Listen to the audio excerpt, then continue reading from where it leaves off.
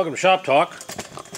We're looking at that high performance muscle saw, that 111S Jonsered, 110 cc's, vintage saw from the 70s, a real muscle saw made in Sweden.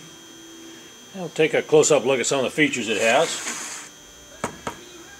Kill switch is right on the left here. Manual oil button right here. Choke is on the right. Gas reservoir right here.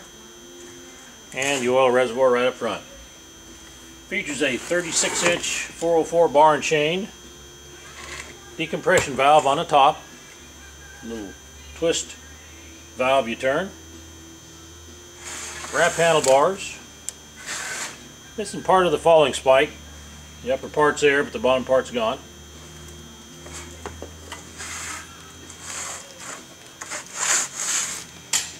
Clutch cover. Just a very nice vintage muscle saw for the collectors. If you're looking for one of these hard to find 111S's, here's a nice one that does run. You may have to do some tinkering on it if you go use it daily, but it does run as is.